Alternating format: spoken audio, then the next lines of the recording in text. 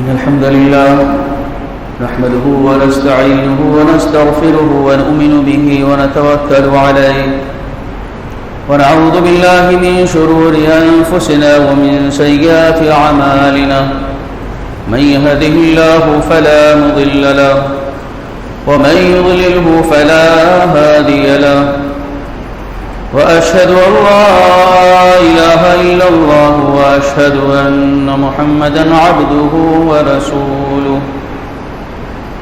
أما بعد فإن خير الحديث كتاب الله وخير الهدي هدي محمد صلى الله عليه وسلم وشر الأمور محدثاتها وكل محدثة بدعة وكل بدعة ضلالة وكل ضلالة في النار.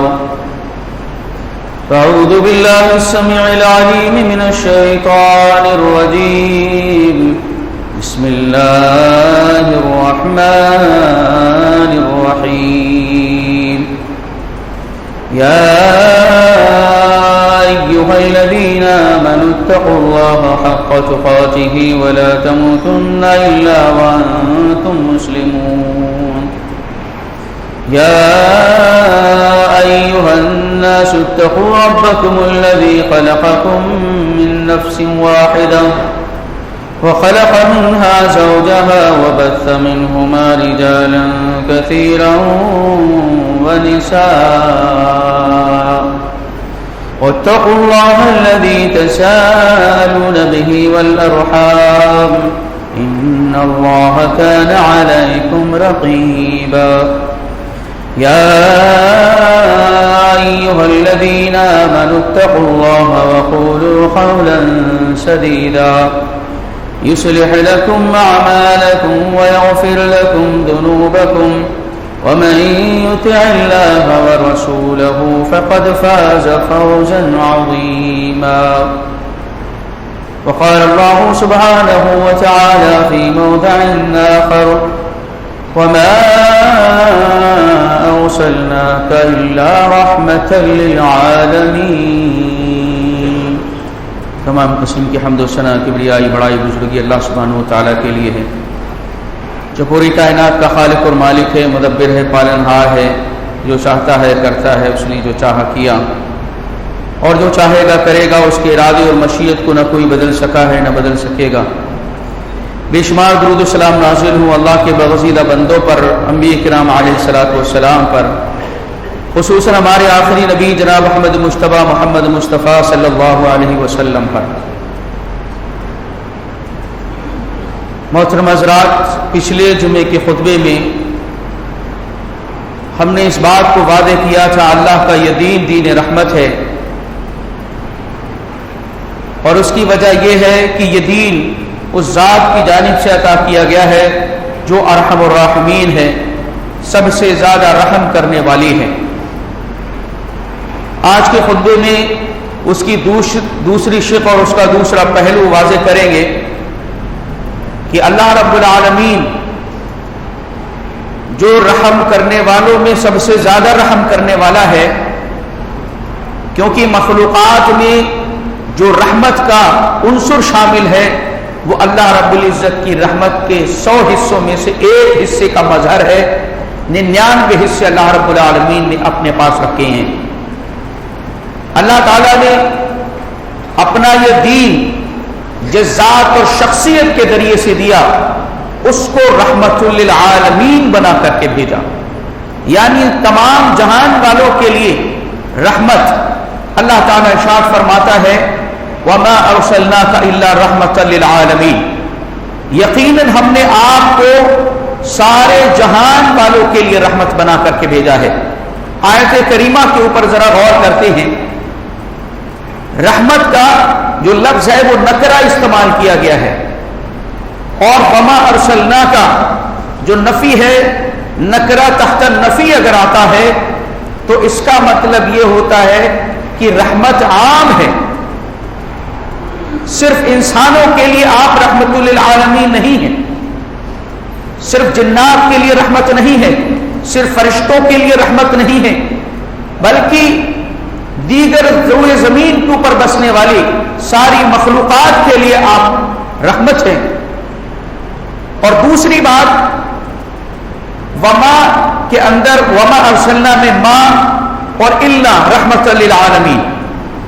ما اور الا یہاں پر اس لحاظ سے ذکر کیا گیا ہے کہ آپ کی رحمت اول تا آخر رحمت ہی رحمت ہے، یعنی خاص کر دیا گیا، حصر کر دیا گیا. یعنی آپ کی رسالت، آپ کی بعثت شروع سے لے کے آخر تک رحمت ہی رحمت ہے. اور ایک تیسری بات جو اس آیت کریمہ کے اندر اللہ تعالیٰ نے ذکر فرمائی ہے وہ یہ ہے کہ آپ کا رحمت للعالمین ہونا یہ اللہ رب العزت کی طرف سے ہے. اللہ تعالیٰ نے آپ کو رحمت للعالمین بنایا ہے، کسی انسان نے نہیں. اور اسی طریقے سے آپ صلی اللہ علیہ وسلم کی تربیت کا نتیجہ یہ نہیں ہے، بلکہ خاص طور سے اللہ تعالیٰ نے آپ کو یہ نعمت عطا کی ہے. دوسری جگہ اللہ تعالیٰ ارشاد فرماتا ہے فَبِمَا رَحْمَةٍ مِّنَ اللَّهِ لِنْتَ لَهُمْ. یہ اللہ کی رحمت اور اس کا فضل ہے کہ آپ ان کے لیے نرم ہیں اور رحم دل ہیں. اسی طریقے سے آپ صلی اللہ علیہ وسلم ارشاد فرماتے ہیں یا ایھا الناس انما انا رحمۃ المہداۃ. اے لوگوں میں وہ رحمت ہوں جو اللہ کی جانب سے ہدیہ کے طور پر پیش کیا گیا ہوں. یعنی پیارے نبی صلی اللہ علیہ وسلم جو رحمت للعالمین ہیں تو اللہ تعالیٰ نے آپ کو یہ رحمت بنا کر کے بھیجا ہے. تو جو دین آپ صلی اللہ علیہ وسلم کے ذریعے دیا گیا، آپ کو جس دین کو لے کر کے بھیجا گیا وہ دین کیسے تشدد کی تعلیم دے سکتا ہے، دہشت گرد کا اس کے اندر کیا عنصر ہو سکتا ہے، سختی اور زیادتی کا اس میں کوئی پہلو کیسے ہو سکتا ہے. جو ذات اس دین کو عطا کرنے والی وہ ارحم الراحمین ہے، اور جس ذات کے ذریعے سے یہ دین دیا گیا وہ رحمت للعالمین ہے. لہذا اللہ تعالیٰ کا یہ دین دین رحمت ہے، دین تشدد یا سختی یا دہشت کا دین نہیں ہے. اللہ کے نبی صلی اللہ علیہ وسلم کی زندگی میں، آپ کی سیرت میں وہ کردار ہم دیکھنا چاہیں گے، وہ پہلو دیکھنا چاہیں گے جو پیارے نبی صلی اللہ علیہ وسلم نے اپنی ذات کے ذریعے سے رحمت کے طور پر اجاگر فرمائے. ایک پہلو یہ آپ صلی اللہ علیہ وسلم کی زندگی میں نمایاں ہمیں نظر آتا ہے کہ آپ صلی اللہ علیہ وسلم نے امت کی مکمل خیر خواہی فرمائی، مکمل رہنمائی فرمائی، جنت کے اندر جانے والے ہر راستے کو واضح فرمایا، اور جہنم سے جو بھی راستہ پہنچ رہا ہے اس سے منع کیا. آپ صلی اللہ علیہ وسلم نے ارشاد فرمایا ما ترکت شیئا یقربکم الی اللہ وقد امرتکم بہ. کوئی بھی چیز جو اللہ رب العزت سے تمہیں قریب کرنے والی تھی، جنت سے قریب کرنے والی تھی، میں نے اس کا تمہیں حکم دے دیا. اور جو بھی اللہ سے دور کرنے والی چیز تھی اور جہنم کے قریب کرنے والی تھی، میں نے تمہیں اس سے منع کر دیا. پیارے نبی صلی اللہ علیہ وسلم اپنی امت کے تعلق سے وہ اعمال پسند نہیں کرتے تھے جس میں امت کے لیے مشقت اور پریشانی کا باعث بن سکے. اللہ کے نبی صلی اللہ علیہ وسلم کی اسی رحمت کی وجہ سے آپ صلی اللہ علیہ وسلم نے رمضان المبارک کی راتوں میں صرف 3 دن آپ صلی اللہ علیہ وسلم نے قیام اللیل کرایا، جماعت کے ساتھ تراویح کی نماز ادا کرائی. اور چوتھے دن آپ صلی اللہ علیہ وسلم نکل کر کے نہیں آئے، صحابہ انتظار دیکھتے رہے. آپ صلی اللہ علیہ وسلم نے فرمایا کہ لوگوں تمہاری موجودگی میرے اوپر مخفی نہیں تھی، لیکن آپ نے فرمایا لقد خشیت ان تفرض علیکم فتعجزوا عنها. میں چوتھے دن اس لیے نہیں آیا اور میں نے اس عمل کو برابر جاری اس لیے نہیں رکھا، مجھے ڈر تھا کہ کہیں یہ تمہارے اوپر اللہ تعالیٰ یہ نماز فرض نہ کر دے تمہارے شوق و ذوق کو دیکھ کر کے، پھر تم اس سے عاجز آ جاؤ. پیارے نبی صلی اللہ علیہ وسلم ارشاد فرماتے ہیں لولا ان اشق علی امتی لامرتهم بالسواک عند كل صلاۃ. اگر میں اپنی امت کے لیے اس بات کو مشقت نہ سمجھتا تو ہر نماز کے لیے مسواک کو لازم و ضروری قرار دے دیتا، کیونکہ یہ امت کے لیے، میری امت کے لوگوں کے لیے یہ مشقت کا باعث ہے. اس لیے آپ صلی اللہ علیہ وسلم نے اس کا حکم نہیں دیا. پیارے نبی صلی اللہ علیہ وسلم نے ہمیشہ صحابہ کو آسانیوں کی تلقین فرمائی. یسروا ولا تعسروا، آسانیاں پیدا کرو اور مشکل میں نہ ڈالو. بشروا ولا تنفروا، بشارت دینے والے بنو اور ایک دوسرے کو نفرت نہ دلاؤ. پیارے نبی صلی اللہ علیہ وسلم کی زندگی میں ہم دیکھتے چلے جائیں کہ رحمت کے پہلو کس طریقے سے آپ صلی اللہ علیہ وسلم کی زندگی کے اندر نمایاں ہے۔ پیارے نبی صلی اللہ علیہ وسلم غلاموں کے لیے رحمت بن کر کے آئے، غلاموں کے حق میں آپ رحمت تھے۔ اللہ کے نبی صلی اللہ علیہ وسلم نے ارشاد فرمایا من لچما مملوکہ او ضربہ فکفارتہ ان یعتقہ، جو شخص اپنے غلام کو تھپڑ مارے یا اس کی پٹائی لگائے تو اس کا کفارہ یہ ہے کہ اس کو آزاد کر دے۔ حضرت ابو مسعود رضی اللہ تعالی عنہ ایک بار اپنے غلام کو مار رہے ہیں، آواز آتی ہے ابو مسعود جس غلام کے اوپر تم طاقت رکھتے ہو اس سے کہیں زیادہ طاقت اللہ رب العالمین تمہارے اوپر رکھتا ہے۔ پلٹ کر کے پیچھے دیکھتے ہیں کہ اللہ کے نبی صلی اللہ علیہ وسلم ہیں، گھبرا جاتے ہیں، کہتے ہیں اللہ کے نبی صلی اللہ علیہ وسلم میں نے اپنے اس غلام کو آزاد کر دیا۔ آپ صلی اللہ علیہ وسلم ارشاد فرماتے ہیں اما لو لم تفعل لفرحتك النار او لمستكم النار، اے مقصود اگر تم اس غلام کو آزاد نہیں کرتے اور اس کو تم آزاد نہیں کرتے تو اللہ تعالیٰ کی جہنم کی آگ تمہیں جھلسا دیتی یا جہنم کی عذاب آگ تمہیں چھو لیتی۔ اللہ کے نبی صلی اللہ علیہ وسلم کی آخری وصیت غلاموں کے سلسلے میں الصلاۃ الصلاۃ وما ملکت ایمانکم، لوگوں نماز کا دھیان رکھنا، نماز کا خیال رکھنا۔ اسی طریقے سے غلاموں کے سلسلے میں اچھائی اور بھلائی کا معاملہ کرنا۔ اللہ کے نبی صلی اللہ علیہ وسلم نے غلاموں کے تعلق سے رحمت کے پہلو کو اجاگر فرمایا۔ اسی طریقے سے دیکھیے جمعے کے خطبے کے ٹائم کسی بھی طریقے کی کوئی بھی حرکت ممنوع ہے۔ اللہ کے نبی صلی اللہ علیہ وسلم نے یہاں تک کہ اگر کوئی کام بول رہا ہے آپ اس سے کہیں بھائی کہ نہ بولیں، تب بھی یہ آپ نے فرمایا کہ یہ لغو ہے۔ خطبے کے دوران سیدھی توجہ آپ کی تذکیر اور واعظ اور نصیحت کے اوپر ہونی چاہیے اور کسی بھی طریقے کی کوئی ایکٹیویٹی آپ کی نہیں ہونی چاہیے، اس بات کا دھیان رکھیے۔ اللہ کے نبی صلی اللہ علیہ وسلم غلاموں کے لیے رحمت تھے، یتیموں کے لیے رحمت۔ آپ صلی اللہ علیہ وسلم ارشاد فرماتے ہیں خیر بیت فی المسلمین بیت فیہ یتیم، مسلمانوں سب سے بہتر گھر وہ ہے مسلمانوں کا جس کے اندر کوئی یتیم بچہ ہو اور فیحسن الیہ، اس کے ساتھ نیکی کا معاملہ کیا جاتا ہو۔ اور آپ نے فرمایا وشر بیت فی المسلمین بیت فیہ یتیم یساء الیہ، اور سب سے بدترین مسلمانوں کا گھر وہ ہے جس میں کوئی یتیم بچہ ہو اور اس کے ساتھ برا سلوک کیا جا رہا ہو۔ پیارے نبی صلی اللہ علیہ وسلم بیواؤں کے لیے رحمت تھے۔ آپ نے فرمایا الساعی علی الارملۃ والمسکین کالمجاہد فی سبیل اللہ او القائد اللیل صیام النہار۔ آپ نے ارشاد فرمایا بیواؤں کے لیے، مسکینوں غریبوں کے لیے دوڑ دھوپ کرنے والا، ان کے لیے کوشش کرنے والا ایسا ہے جیسے اللہ کی راہ میں جہاد کرنے والا ہو، یا ایسا جو دن کے اندر روزہ رکھے اور رات میں قیام کرے۔ سبحان اللہ، اتنے بڑے اجر کی بشارت پیارے نبی نے دی ہے، کیونکہ یہ کمزور طبقے ہیں، غلاموں کا طبقہ ہو، یتیموں کا طبقہ ہو، بیواؤں کا طبقہ ہو، اور اسی طریقے سے بچیوں کے سلسلے میں پیارے نبی صلی اللہ علیہ وسلم نے اپنی رحمت کو اجاگر فرمایا۔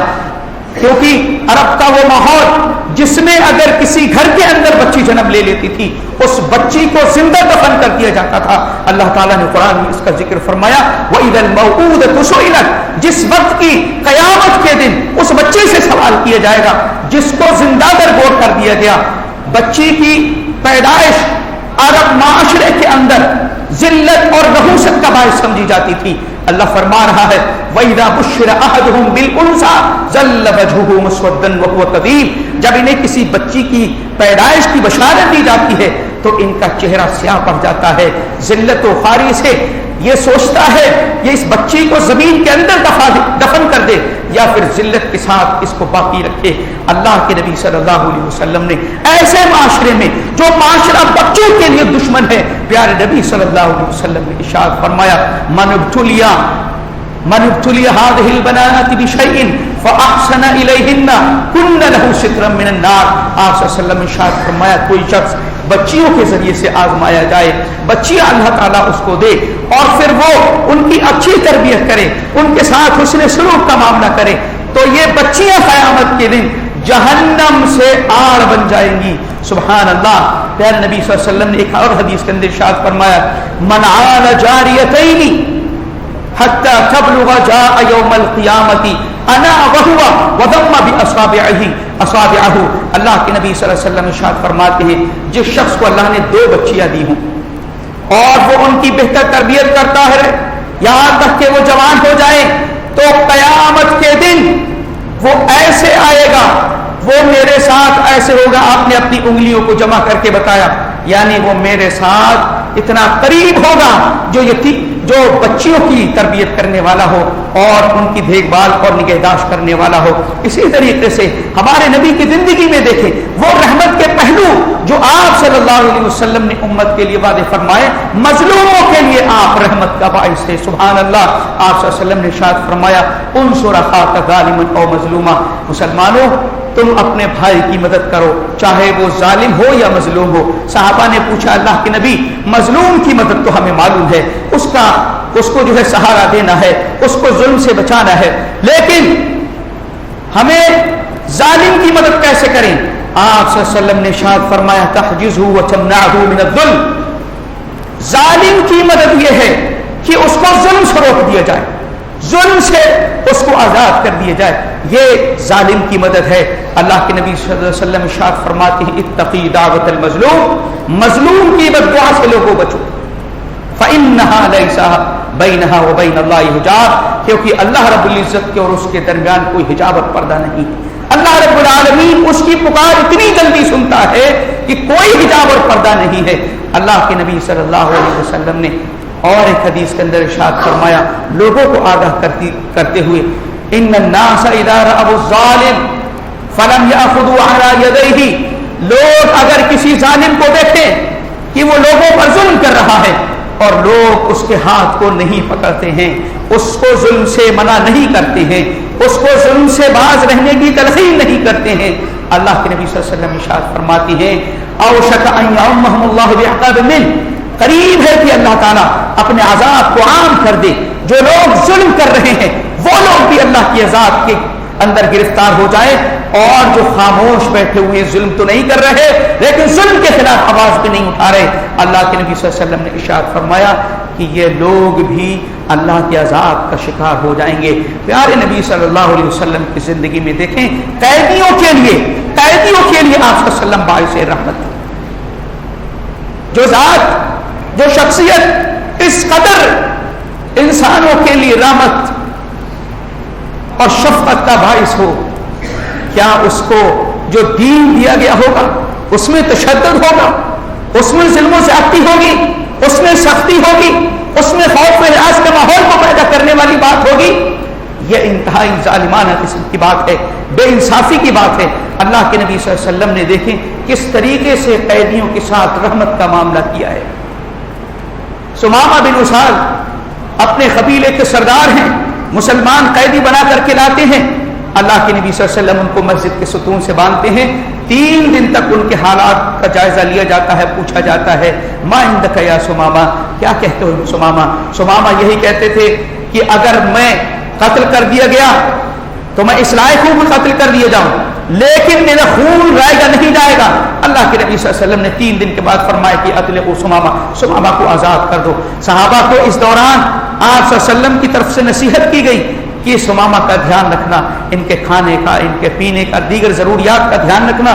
3 دن کے بعد جب آزاد کیا گیا سمامہ کو تو سمامہ ایک کنویں پر پہنچتے ہیں مدینہ کے، غسل کرتے ہیں اور پیارے نبی کی خدمت میں حاضر ہوتے ہیں. کہتے ہیں اللہ کے نبی صلی اللہ علیہ وسلم میں مسلمان ہونا چاہتا ہوں، میں کلمہ پڑھ کر کے اشہد ان لا الہ الا اللہ واشہد ان محمد رسول اللہ، اللہ کی وحدانیت کی گواہی دیتے ہیں، پیارے نبی کی رسالت کی گواہی دیتے ہیں، اور اس کے بعد کہتے ہیں واللہ ما كان على الارض وجه ابغض الي من وجهك. اے نبی پاک صلی اللہ علیہ وسلم اللہ کی قسم آپ کے چہرے سے زیادہ روئے زمین پر کوئی برا چہرہ میری نگاہ میں نہیں تھا، لیکن آج آپ کے چہرے سے زیادہ محبوب کوئی چہرہ میری نگاہ میں نہیں.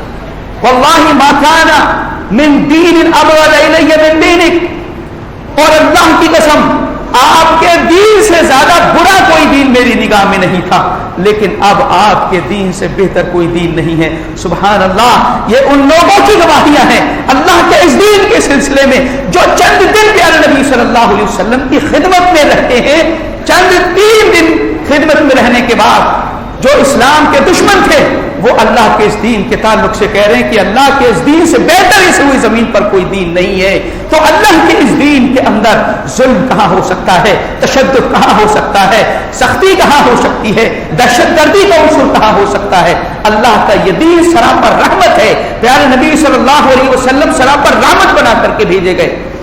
اللہ کے نبی صلی اللہ علیہ وسلم سے تیسری بات کہتے ہیں واللہ ما کان من بلد ابغض الی من بلدی، آپ کے شہر سے زیادہ اللہ کی قسم کوئی بدترین شہر میری نگاہ میں نہیں تھا، لیکن آج مجھے آپ کے شہر سے زیادہ کوئی پسندیدہ اور محبوب کوئی شہر نہیں ہے۔ پیارے نبی صلی اللہ علیہ وسلم کا قیدیوں کے ساتھ ہی معاملہ تھا۔ آج کس کس قسم کی قیدیوں کو سزائیں دی جاتی ہیں، ظالمانہ بے رحمانہ طریقے سے، جانوروں کی طریقے سے انہیں مارا اور ستایا جاتا ہے۔ پیارے نبی صلی اللہ علیہ وسلم کا قیدیوں کے ساتھ کیا معاملہ ہے؟ قیدیوں کے ساتھ آپ کے رحمت کا معاملہ۔ اسی طریقے سے غریبوں مسکینوں کے ساتھ آپ نے رحمت کا معاملہ کیا، کہیں ان کو غربت اور تلاشی یہ چیز ان کو احساس کمتری میں مبتلا نہ کر دے۔ پیارے نبی صلی اللہ علیہ وسلم اللہ سے دعا کرتے ہیں اللہم احیینی مسکینا وامتنی مسکینا واحشرنی فی زمرۃ المساکین، اے اللہ مجھے مسکین بنا کر کے زندہ رکھ، مسکین کے ساتھ مسکینی کی حالت میں دنیا سے مجھے اٹھا لینا اور مسکینوں کے ساتھ میرا حشر کرنا۔ پیارے نبی صلی اللہ علیہ وسلم نے فرمایا کہ ادعونی اضعافا، کمزور لوگوں میں مجھے تلاش کرو، جو غریب ہے، خلاش ہے، مجبور ہیں، جو بے سہارا ہیں، جن کا کوئی سہارا نہیں ہے۔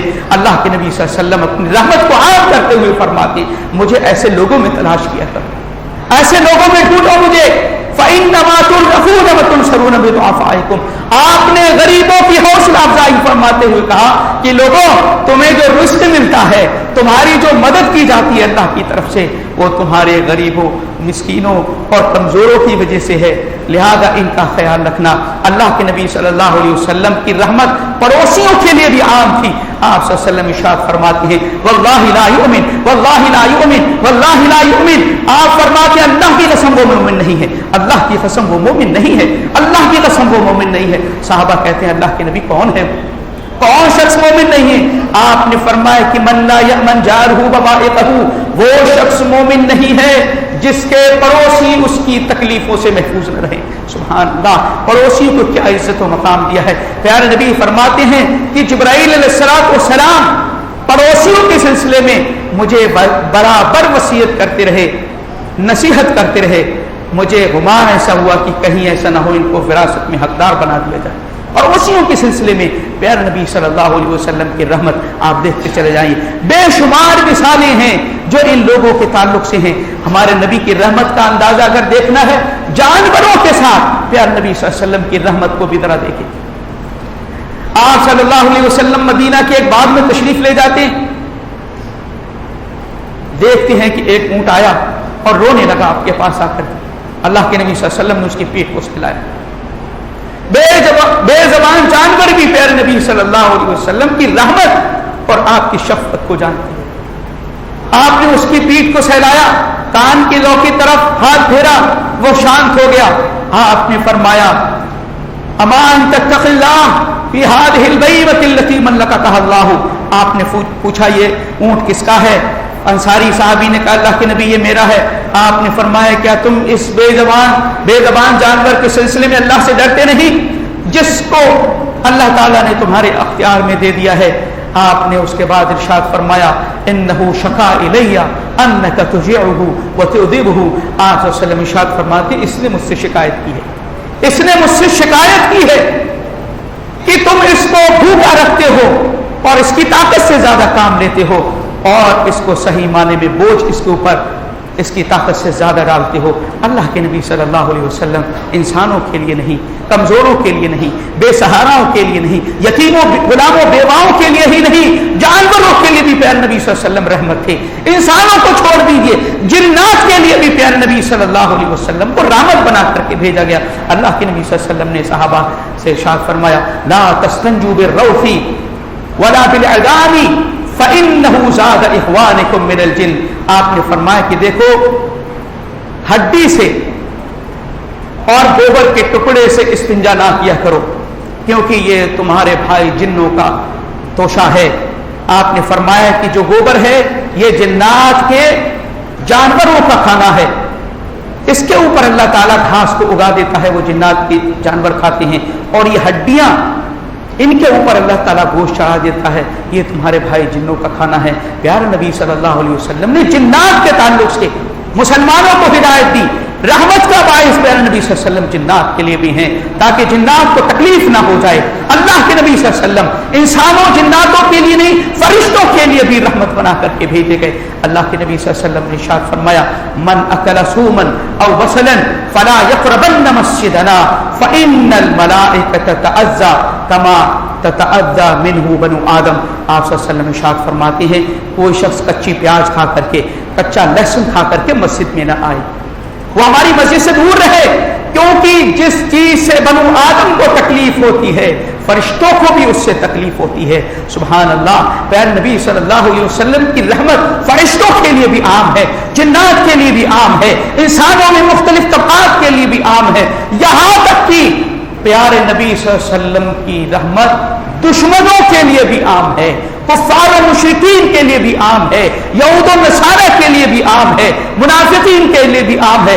مشرکین کے سلسلے میں آپ دیکھنا چاہیں گے، اللہ کے نبی صلی اللہ علیہ وسلم کی صحابیہ حضرت اسماء رضی اللہ تعالی عنہا مدینہ ہجرت کر کے چلی آتی ہیں، ان کی والدہ مکہ میں مشرکہ ہوتی رہتی ہیں۔ صلح حدیبیہ کا جو پیریڈ ہے اس میں مدینہ آئیں تو ان کو کچھ شک ہوا، کچھ ایسا خیال آیا کہ میں اپنی ماں کے ساتھ کیسا معاملہ کروں۔ اللہ کے نبی صلی اللہ علیہ وسلم کی خدمت میں گئی اور کہا، اللہ کے نبی صلی اللہ علیہ وسلم میری ماں آئی ہوئی ہے، مشرکہ ہے، میں اس کے ساتھ کیا معاملہ کروں؟ آپ نے فرمایا، سلی امکی، اپنی ماں کے ساتھ حسن سلوک کا معاملہ کرو، اپنی ماں کے ساتھ صلہ رحمی کا معاملہ کرو، اگرچہ وہ مشرک ہے، کافرہ ہے۔ پیارے نبی صلی اللہ علیہ وسلم کی یہ تعلیمات ہے۔ یہود و نصارہ کے سلسلے میں حضرت عائشہ رضی اللہ تعالی عنہ بیان کرتی ہیں کہ اللہ کے نبی صلی اللہ علیہ وسلم کے پاس چند یہودی آئے اور آپ صلی اللہ علیہ وسلم کو سلام کہتے ہیں، السلام علیکم، مطلب یہ ہوتا ہے تم پر موت ہو۔ حضرت عائشہ، اللہ کے نبی صلی اللہ علیہ وسلم نے بھی فرما دیا، وعلیکم، تمہارے اوپر بھی ہو۔ حضرت عائشہ کو غصہ آیا، کہتی ہے، علیکم السلام واللعنت، ارے تمہارے اوپر موت ہو، تمہارے اوپر لعنت ہو اللہ کی۔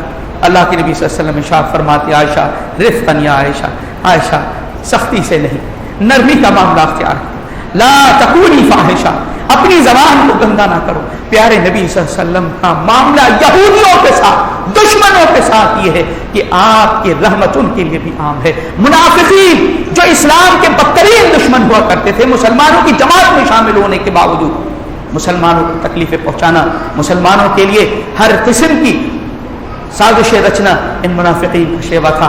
غزوہ بنو مستلق کے اندر ایک انصاری نے مہاجر نے انصاری کو تھپڑ مار دیا۔ انصاری نے پکارا، یا للانصار، اے انصاریوں، مہاجروں کی طرف سے یہی آواز آئی۔ مہاجرین اور انصار میں جھگڑا طول پکڑنے لگا، قریب تھا کہ تلواریں کھنچ جائیں۔ اللہ کے نبی صلی اللہ علیہ وسلم کو معلوم ہوا، آپ صلی اللہ علیہ وسلم آئے اور آپ نے وہ ساری باتیں پوچھی اس سے جو اس نے کہی تھی۔ اس نے یہ کہا تھا کہ بھائی ان مہاجرین کا علاج تو یہی ہے کہ جب یہ مدینہ واپس جائیں تو ان کو نکال کر کے باہر کر دیا جائے اور ان کی کوئی مدد نہ کی جائے۔ اللہ کے نبی صلی اللہ علیہ وسلم نے عبداللہ بن ابی بن سلول جو منافقین کا سردار تھا اس سے پوچھا، تو نے ایسا کہا ہے؟ اس نے انکار کر دیا۔ حضرت عمر رضی اللہ تعالیٰ عنہ کہتے ہیں، اللہ کے نبی آپ حکم دیں میں اس منافق کی گردن اڑا دوں۔ آپ صلی اللہ علیہ وسلم منع کرتے ہیں، اب عمر ایسا نہ کرو، لوگ باتیں کریں گے کہ محمد اپنے ہی آدمی کو قتل کرتا ہے۔ اللہ کے نبی صلی اللہ علیہ وسلم کا معاملہ منافقین کے ساتھ، یہودیوں کے ساتھ، مشرکین کے ساتھ، یہاں تک کہ جانی دشمنوں کو بھی پیارے نبی صلی اللہ علیہ وسلم نے معاف فرمایا، جو آپ کی جان کے دشمن بنے ہوئے تھے۔ سراقہ بن مالک بن جوشم، ہجرت کی رات اللہ کے نبی صلی اللہ علیہ وسلم ہجرت کر کے جب مکہ سے نکلے ہیں، مشرکین نے اعلان کیا کہ جو بھی محمد صلی اللہ علیہ وسلم سر قلم کر کے لے آئے یا آپ کو گرفتار کر کے لے آئے اس کو 100 اونٹ دیے جائیں گے۔ سراقہ بن مالک بن جوشم بھی اپنے گھوڑے کو لے کر کے نکلتا ہے، اللہ کے نبی صلی اللہ علیہ وسلم کو دیکھ لیتا ہے، بہت قریب پہنچ جاتا ہے، لیکن 3 بار اس کنکریٹ اور پتھر میں، پتھریلی زمین پر اس کے گھوڑوں کے 3 بار قدم دھس گئے۔ لیکن بار بار اس نے کوشش کی. پھر اس کے بعد اللہ کے نبی سے کہتا ہے اللہ کے نبی میرے لیے امان لکھ دیجئے, مجھے معاف کر دیے. آپ صلی اللہ علیہ وسلم نے فرمایا کہ دیکھو کسی کو بتانا نہیں, تمہیں معاف کیا جاتا ہے. آگے یہ شخص چل کر کے مسلمان ہو جاتا ہے. اللہ کے نبی صلی اللہ علیہ وسلم نے جانی دشمن کو معاف کر دیا. آپ کو معلوم تھا یہ آپ صلی اللہ علیہ وسلم کی جان کے در پر ہے, اس کے 100 اونٹ ملنے کے لالچ میں یہ آیا ہوا ہے. اللہ کے نبی صلی اللہ علیہ وسلم نے اس کو معاف فرما دیا. اسی طریقے سے آپ دیکھیں آپ صلی اللہ علیہ وسلم ایک غزوے کے اندر غزوے سے واپس آ رہے ہیں. ایک جگہ پڑاؤ ڈالا صحابہ کرام نے اور ببول کے درخت کے دوری پر, تو صحابہ کرام متفرق ہو گئے اور آرام کرنے لگے. اللہ کے نبی صلی اللہ علیہ وسلم بھی ایک درخت کے سائے کے نیچے آرام کرنے لگے, تلوار اپنی لٹکا دی اور آپ کو نیند آ گئی. اتنے میں آپ کی آنکھ کھلتی ہے, دیکھتے ہیں کہ ایک بدو, ایک مشرک آپ کی تلوار کو نکال کر کے سوٹ کر کے کھڑا ہوا ہے اور آپ صلی اللہ علیہ وسلم سے کہتا ہے من یمنعک منی, محمد اب تمہیں مجھ سے کون بچائے گا. صحابہ سر ادھر ادھر ہیں. اللہ کے نبی صلی اللہ علیہ وسلم ہے اور اس کے ہاتھ میں تلوار ہے. اللہ کے نبی صلی اللہ علیہ وسلم بڑے اعتماد کے ساتھ, بھروسے کے ساتھ, توکل کے ساتھ کہتے ہیں اللہ مجھے بچائے گا. اتنا کہنا تھا کہ وہ تلوار اس کے ہاتھ سے گر جاتی ہے. اللہ کے نبی صلی اللہ علیہ وسلم تلوار ہاتھ میں اٹھاتی ہے اور کہتے ہیں اب بتا تجھے کون بچائے گا. منت سماجت کرنے لگا. اللہ کے نبی صلی اللہ علیہ وسلم نے اس کو بھی مار دیا, معاف کر دیا, اس کو بھی معاف کر دیا جو آپ کی جان کا دشمن تھا, جان لینا چاہتا تھا. یہاں تک کہ آپ کے اس اخلاق سے متاثر ہو کر کے وہ مسلمان ہو گئے. ایک یہودیہ عورت نے, یہودیہ نے پیارے نبی صلی اللہ علیہ وسلم کے کھانے کے اندر زہر ملایا. اس زہر کی شدت اور اس کے اثر کو آپ صلی اللہ علیہ وسلم اپنی وفات تک محسوس کرتے رہے, لیکن آپ صلی اللہ علیہ وسلم نے اس سے کوئی قصاص نہیں کیا. آپ صلی اللہ علیہ وسلم نے اس سے کوئی بدلہ نہیں لیا. ہاں, جن صحابی نے آپ صلی اللہ علیہ وسلم کے ساتھ بھی وہ کھانا کھایا تھا, اس زہر کے کھانے کی وجہ سے ان صحابی کا انتقال ہو جاتا ہے, لہذا اس کو قصاصاً قتل کیا گیا صحابی کے قتل کی وجہ سے. اللہ کے نبی صلی اللہ علیہ وسلم کے اوپر یہودی لبید بن عاصم نے جادو کیا. اللہ کے نبی صلی اللہ علیہ وسلم نے اس کو بھی معاف کیا, اس کو قتل کرنے کا کوئی فرمان نہیں دیا. پیارے نبی صلی اللہ علیہ وسلم کی رحمت دشمنوں کے لیے بھی عام, جو جان کے دشمن تھے, آپ حیران رہ جائیں گے. اللہ رب العالمین کا کمٹمنٹ ہے, اللہ کا فرمان ہے وما ارسلناک الا رحمۃ للعالمین. پیارے نبی صلی اللہ علیہ وسلم سارے جہان والوں کے لیے رحمت ہیں. تو آپ صلی اللہ علیہ وسلم نے رحمت, کس قدر آپ کی رحمت عام ہوگی.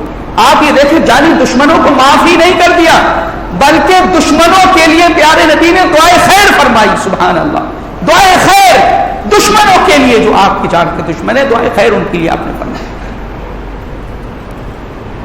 طائف کا قصہ آپ یاد کر لیجئے, کس قدر آپ کو ستایا گیا, بہت مشہور بات, اس قدر مارا گیا, اس قدر گالیاں دی گئی, اتنا مارا گیا کہ آپ کے قدم لہو لہان ہو گئے, چپلوں کے اندر خون جم گیا.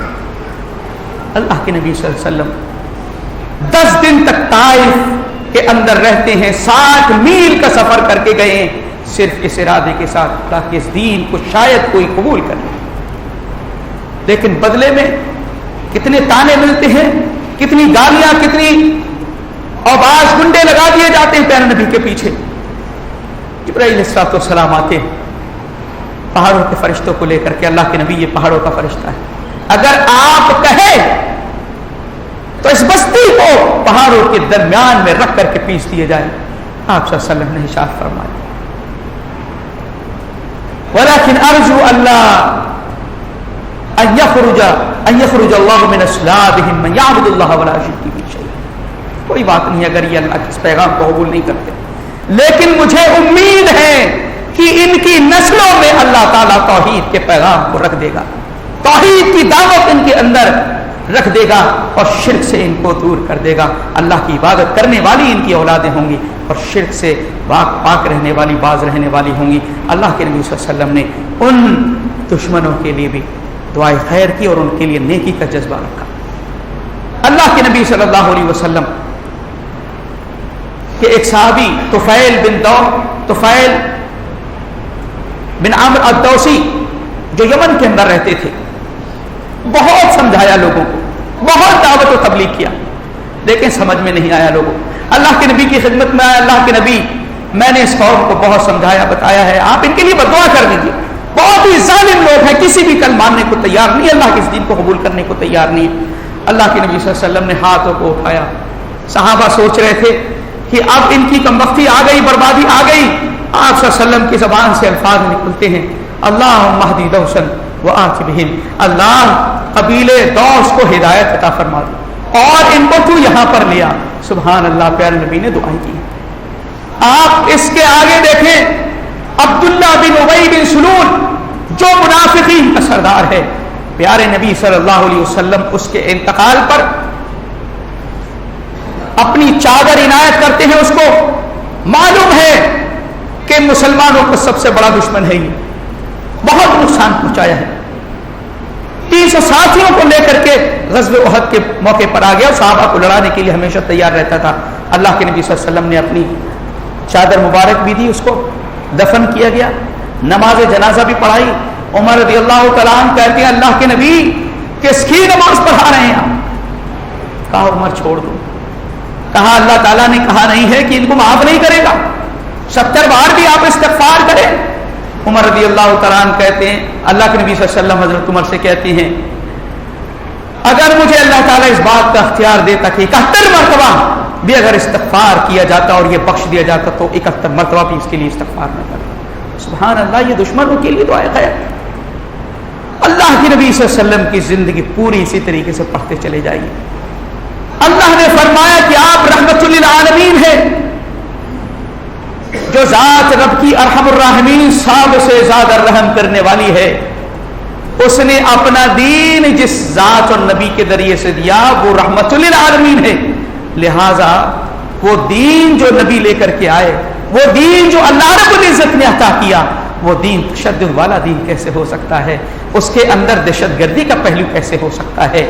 اس کے اندر سختی کا پہلو کیسے ہو سکتا ہے؟ ایک آخری بات، اللہ کے نبی صلی اللہ علیہ وسلم نے اپنی ذات کے لیے کسی سے انتقام نہیں لیا۔ من تخب رسول اللہ صلی اللہ علیہ وسلم، حضرت عائشہ رضی اللہ تعالیٰ عنہ بیان کرتے کسی سے لیے اپنی ذات کے لیے انتقام نہیں لیا۔ پوری زندگی میں 9 غزوات آپ نے کیے ہیں، 9 جنگیں کی ہیں، صرف ایک آدمی آپ کے ہاتھ سے قتل ہوا ہے، وہ بھی دفاع میں، ابی بن خلف یہ کہتا تھا مکہ میں میں گھوڑا تیار کر رہا ہوں، محمد تم کو قتل کروں گا میں اس پر سوار ہو کر کے۔ غزوہ احد میں آیا اور تلاش کرتا ہوا آیا، اللہ کے نبی صلی اللہ علیہ وسلم نے دیکھا اس کو، آپ نے ایک صحابی سے برچھی لی اور اس کو مار دیا اور وہ لڑکھڑا کر کے گرنے لگا۔ اس نے کہا کہ اگر محمد برچھی کیا، نیزہ کیا، تھوک بھی میرے اوپر تھوک بھی دیتے تب بھی مجھے لگتا تھا کہ میں مر جاؤں، کیونکہ محمد نے کہا سأقتلک انشاءاللہ، کہ انشاءاللہ میں تجھے قتل کروں گا۔ اللہ کے نبی کا یہ کمنٹمنٹ۔ آپ یہ دیکھیں پیارے نبی صلی اللہ علیہ وسلم کی زندگی، انتقام لینے کا سب سے بڑا موقع کون سا تھا؟ ہم سب جانتے ہیں، فتح مکہ کا دن ہے۔ جس دن مکہ فتح ہوا ہے سن 8 ہجری میں، اس سے بڑا انتقام کا دن کیا ہو سکتا ہے؟ اس سے پہلے کی تاریخ دوہرا جائیے، جو مکہ کے اندر اللہ کے نبی صلی اللہ علیہ وسلم خانہ کعبہ کے اندر تشریف لے گئے، آپ نے 2 رکعت نماز ادا کی، بتوں کو گرایا اور اونچائی پر، کیونکہ اس کا دروازہ ہے، آپ صلی اللہ علیہ وسلم دونوں دروازوں کے پکڑ کر کے کھڑے ہو گئے۔ کفار کا پورا مجمع موجود ہے، آپ صلی اللہ علیہ وسلم اللہ کی بڑائی بیان کرتے ہیں، توحید و رسالت کا پیغام دیتے ہیں، اس کے بعد پوچھتے ہیں لوگوں تم بتاؤ کیا امید رکھتے ہو؟ سب منتظر ہیں پیارے نبی کیا کریں گے، حالانکہ اس سے پہلے اللہ کے نبی نے اعلان کر دیا تھا جو شخص اپنے گھر کا دروازہ بند کر لے اس کے لیے امان ہے، ابو سفیان کے گھر میں آ جائے اس کے لیے امان ہے، جو اللہ کے گھر بیت اللہ کے اندر داخل ہو جائے اس کے لیے امان ہے۔ سب لوگ منتظر ہیں کہ پیارے نبی صلی اللہ علیہ وسلم کیا کہیں گے۔ آپ نے پوچھا کیا چاہتے ہو؟ اچھا تم سے کہا کہ آپ کریم ہیں، انت کریم وابن اخی کریم، آپ کریم بھائی کے بیٹے ہیں، آپ سے خیر کی امید رکھتے ہیں۔ اللہ کے نبی صلی اللہ علیہ وسلم اپنی زبان مبارک کو جنبش دیتے ہیں، آپ فرماتے ہیں اذهبوا، میں وہی کہوں گا جو میرے بھائی یوسف نے اپنے بھائیوں سے کہا، اذهبوا وانتم الطلقاء لا تثریب علیکم اليوم، آج تم سے کوئی شکوہ شکایت نہیں ہے، آج تمہارے اوپر کوئی زیادتی نہیں ہے، تم آزاد ہو۔ اللہ کے نبی صلی اللہ علیہ وسلم کے سامنے اس وقت وہ لوگ بھی موجود تھے جو حضرت سمیہ رضی اللہ تعالی عنہ کو شہید کرنے والے تھے، صحابہ کرام کو تکلیفیں دینے والے تھے، وہ لوگ بھی موجود تھے جنہوں نے ہجرت حبشہ پر مجبور کیا، وہ لوگ بھی موجود تھے جنہوں نے شیب ابی طالب میں 3 سال کی بائیکاٹ کیا، جس میں پیارے نبی صلی اللہ علیہ وسلم اور آپ کے خاندان کو دانے دانے کے لیے بھی محتاج کر دیا گیا۔ اسی طریقے سے اللہ کے نبی صلی اللہ علیہ وسلم کے سامنے وہ لوگ بھی تھے جو آپ صلی اللہ علیہ وسلم کے لیے تکلیفیں، صحابہ کو تکلیفیں دیا کرتے تھے، غزوات میں آپ کے خلاف آئے، بدر و احد، خندق اور اسی طریقے سے دیگر جنگوں میں پیارے نبی کے خلاف آئے، مقابل میں آئے۔ اللہ کے نبی صلی اللہ علیہ وسلم اس وقت انتقام لے سکتے تھے، آپ ان سے بدلہ لے سکتے تھے، آپ کو مکمل اختیار تھا اس بات پر، لیکن اللہ کے نبی صلی اللہ علیہ وسلم سب کو معاف فرما دے۔ یہ آپ کی رحمت ہے، آپ کی رحمت کا تقاضا۔